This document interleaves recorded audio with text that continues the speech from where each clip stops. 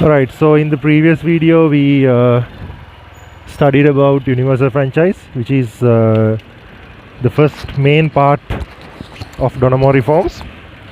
Now let's take a look at the State Council. Right.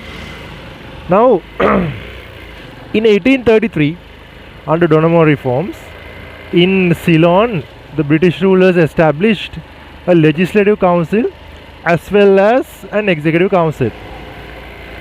So you guys know in the legislative council, locals were allowed to take part as unofficials. However, in the executive council, unofficials or locals were not allowed, as that was limited to the British officials. So throughout other reforms, Crewe McCallum, Manning, Devonshire, everything, basically what happened was expanding the number of members in the legislative council, which allowed more and more unofficials, more and more locals to sit in the legislative council, and locals received a legislative training and exposure as a result. However, the executive council was mostly kept as only British officials, whereas locals were not allowed to sit and take part in executive affairs. Now later on in like Manning, Devonshire time, one or two unofficials were allowed to sit there, but that's not even noteworthy. Now the Donamo Commission expected locals to know how to handle executive affairs as well, because they were planning on granting us dominion status. So you can't grant dominion status to a country where locals have no idea about how to handle executive affairs. Now that is more important than legislative affairs, because executive is where you make decisions. Therefore the British officials, first of all, they were like, we need to give them a system that allows them executive responsibilities. Then only they would properly learn. That's number one. Secondly, they were thinking, then what's the best way, what's the ideal way to do that? Initially they were thinking of what if we have like a Westminster type of a parliament, but then they realized that way only a limited number of people, limited number of locals will get the training how to handle executive affairs, because you guys know in a cabinet system you can only have one prime minister and there will be a few cabinet ministers, and only like 7-8 people will get the executive training. So the Donamo Commission was like, no, we need to have a system that would maximize the number of people who would get the training of how to handle executive affairs.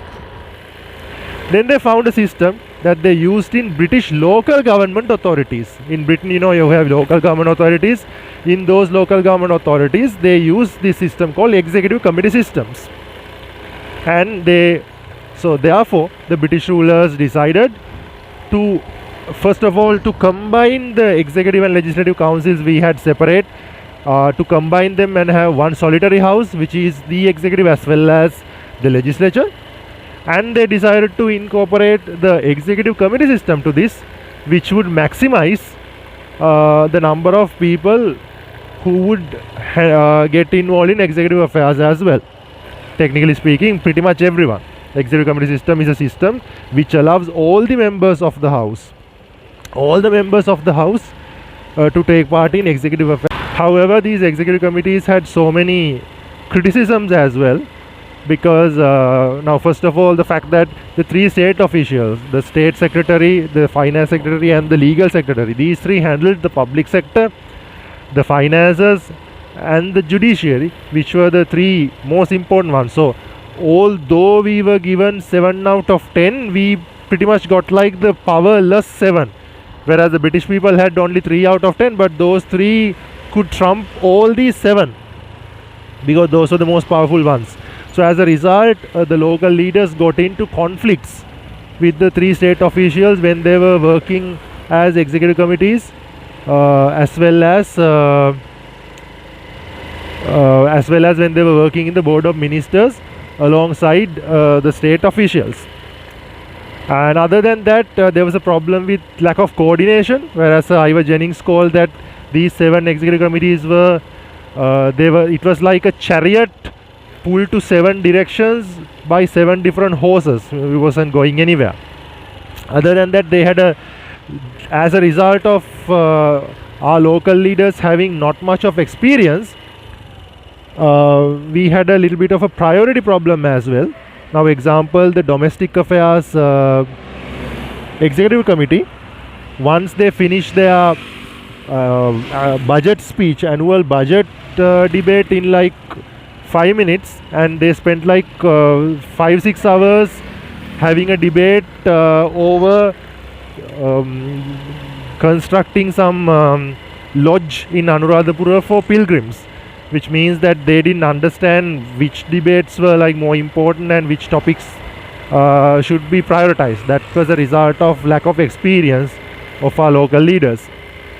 However, other than these, executive committees can be considered as an important point in our political history, given the fact that that trained our local leaders to handle executive affairs, which was another step closer to dominion status, which we got in 1947, as well as legislative affairs. Right. So let's take that's what you need to write in your answer first. The fact that all this time we had like 2 separate councils for executive and legislature, and they put these 2 together in order to create the state council.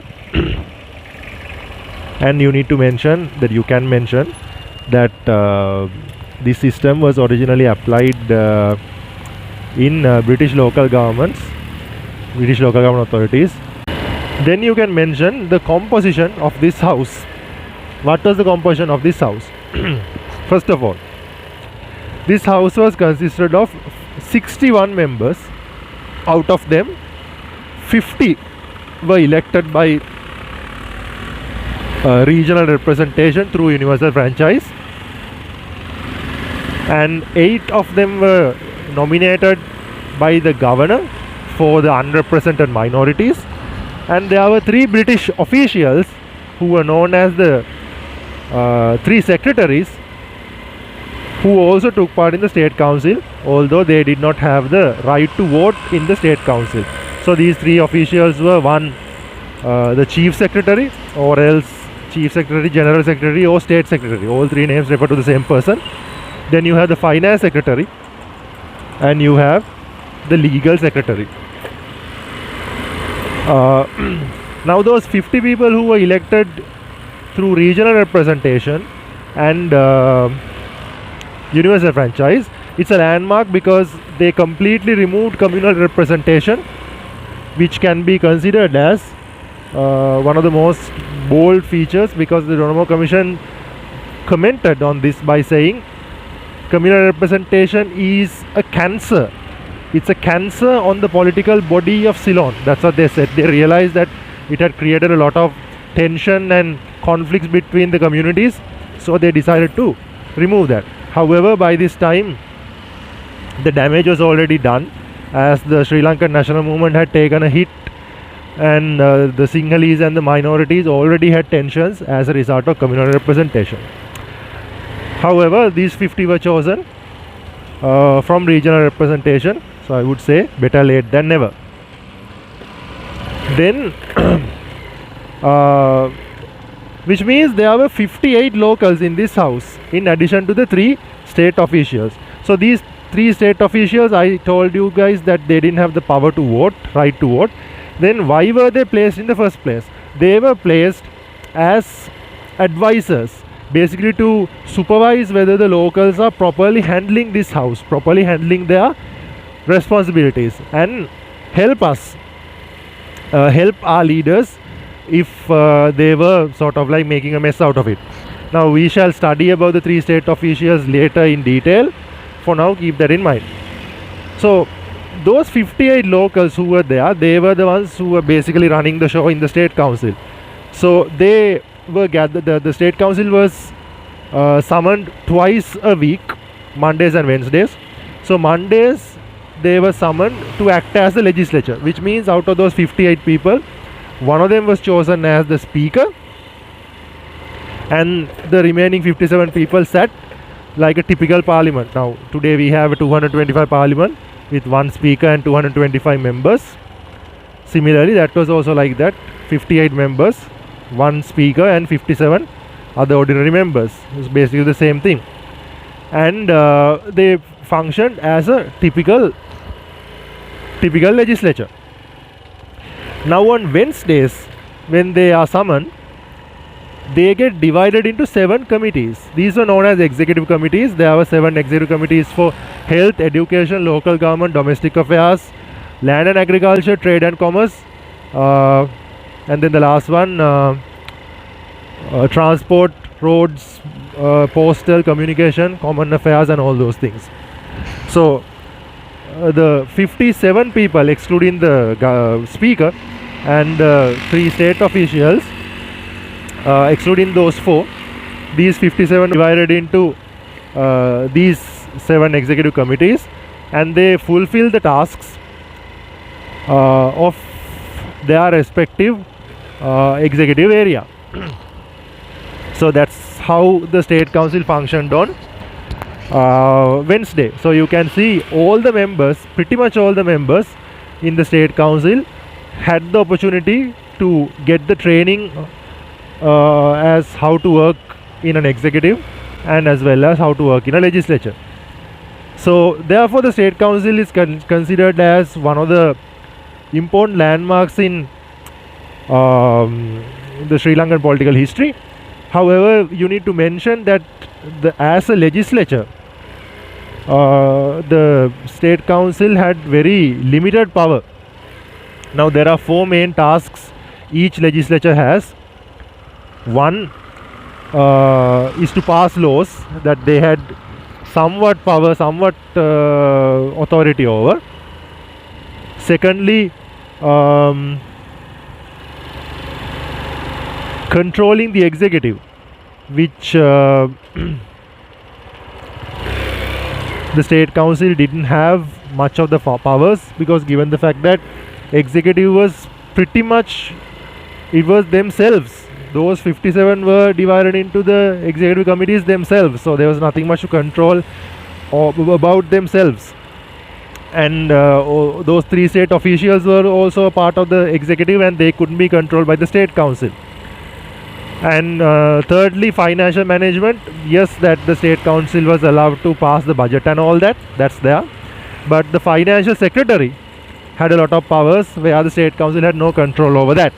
And of course the 4th one, amending the constitution, which was like a completely prohibited area of the state council, because since we were a colony, all the constitution amendments were sent by the British colonizers by themselves. Therefore you can see that they didn't have much of the powers. Right, now let's move on to the executive committees. Now there were 7 executive committees, as I told you: health, education, local government, domestic affairs, land and agriculture, trade and commerce, transport, roads, communication, postal and common affairs. Now those 57 people, excluding the speaker and the 3 state officials, were divided into these 7 committees. And as probably any of you guys can tell, it's impossible, mathematically impossible, to divide 57 people to 7 committees. You can't divide 57 by 7 clearly. Makes sense, because the Donamo rules basically suggested that each executive committee could have a maximum of 9 members and a minimum of 7 members. So they were chosen into these in a secret ballot, secret vote, like a drawing like a lucky draw system, and they were divided into 7 committees, where on Wednesdays in the state council they were supposed to divide into the 7 committees and address the executive affairs of their respective areas. Then after that each of these executive committees had a chairman. Whoever the most senior person, most senior member of this each executive committee were appointed as the chairman of that executive committee. So there were 7 executive committees, which resulted in 7 executive committee chairmen.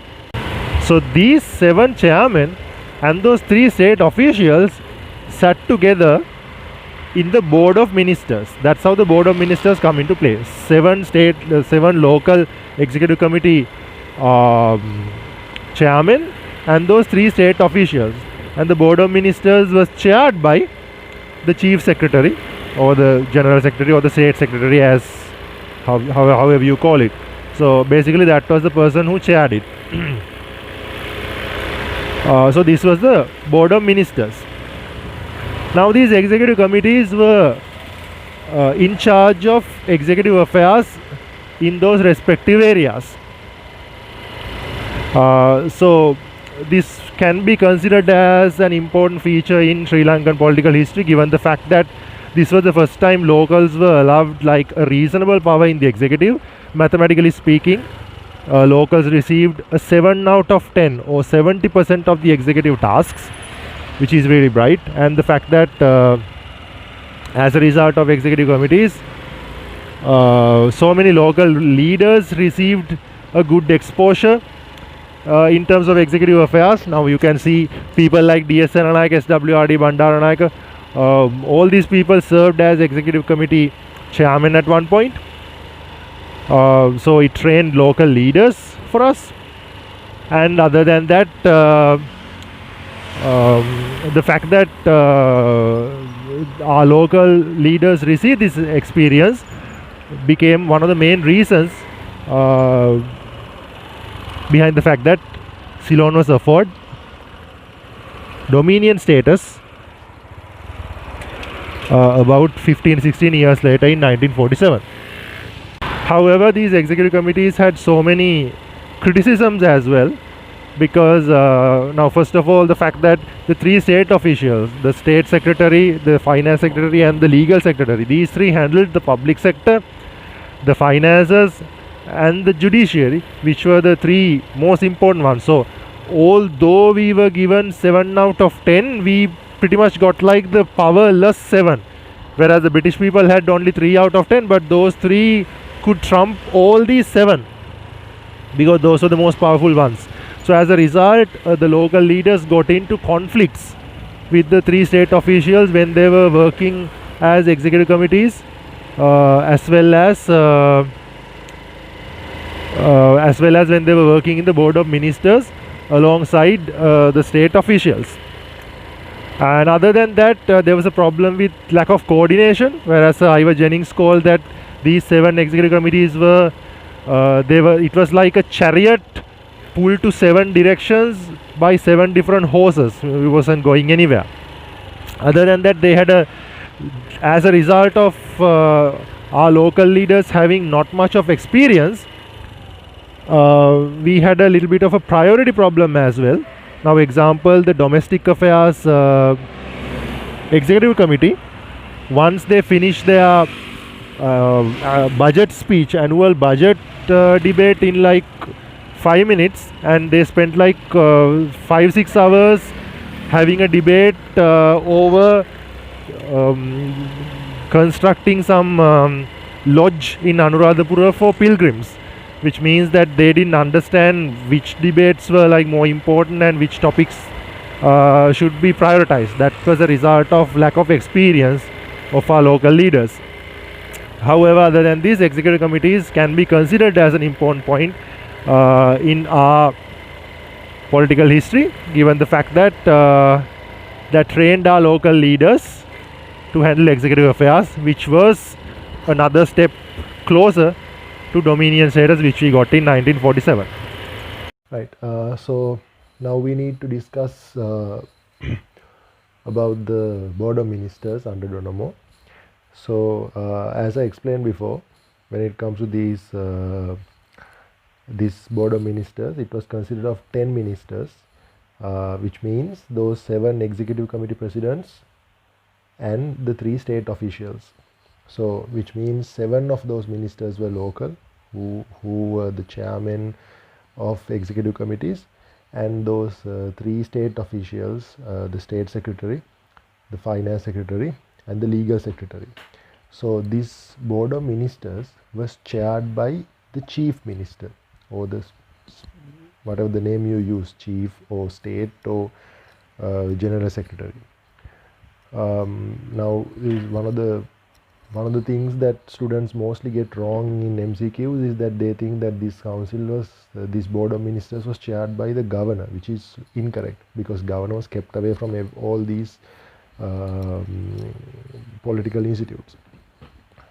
So it was chaired by chief secretary, in other words the state secretary or the general secretary, one of the three words.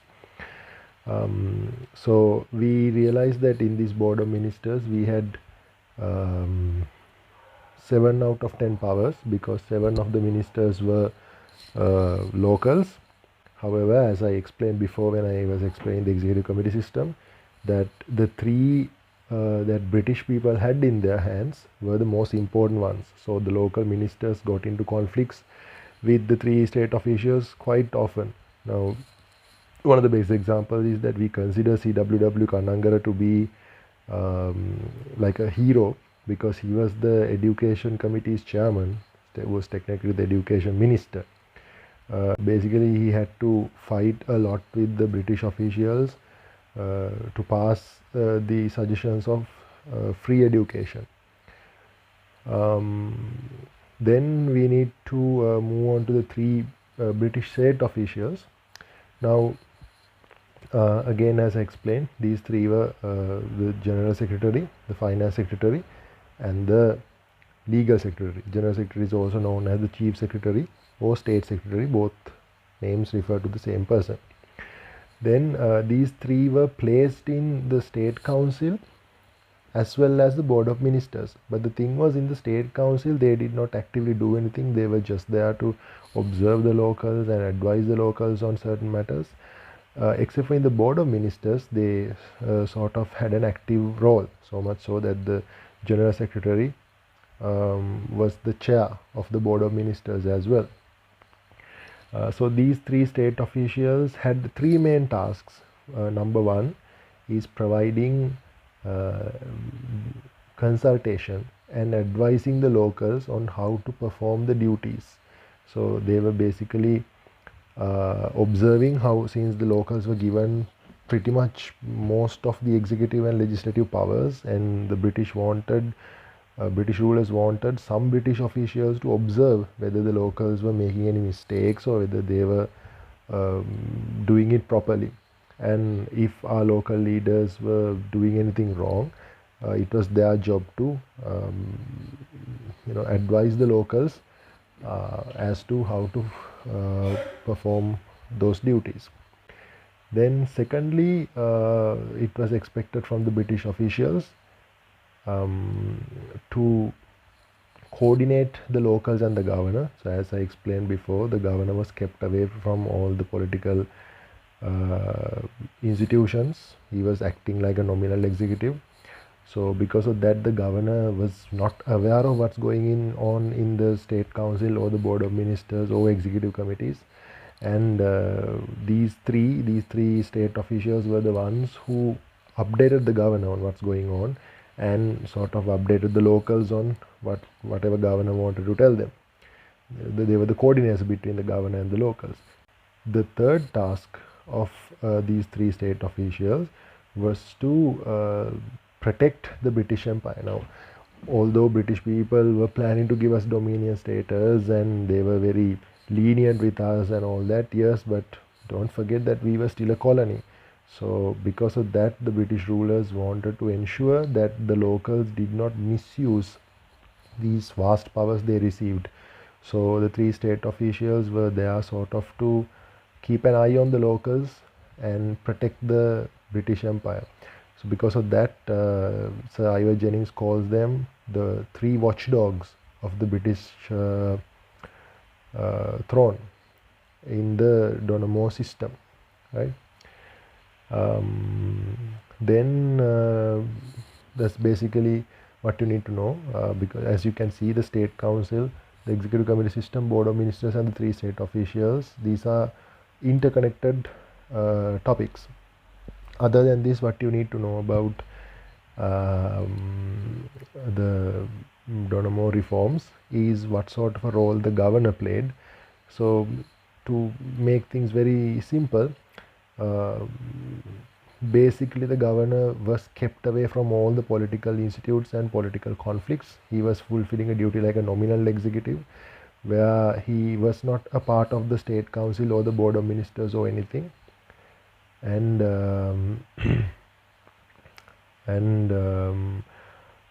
the coordination between the governor and the locals, it was done through the three state officials. However, although that was practicality, in theory, according to the law, the Donamo governor under Donamo did not have any less powers other than any other governor who served before. So Sri Lanka was still a colony, and the governor still had all the powers the previous governors who experienced. So the governor had all the powers, it just he did not fulfill them, and he was acting like a nominal executive. Now, if we list out the powers of the governor, you can list them out in 6. First of all, he had the traditional powers, which are like chairing national events, like welcoming foreign delegates, possessing the national seal and all that. Then he had legislative powers, which was like dissolving the state council, summoning the state council, opening sessions of the state council, like typical legislative powers of a nominal executive. Then the most important one is the executive powers. He had the third one, the executive powers. Now, every law that was passed in the state council required the governor's signature as final approval. So there were 6 options available for the governor to take when a passed bill came for his approval. So first of all, number 1, he could approve that. Number 2, he could postpone that. Number 3, he could demand a 2/3 majority. Number 4, he can send it to the approval of the crown. Number 5, he can amend that. He could amend that. And number 6, he can just veto it. So there were like 17 types of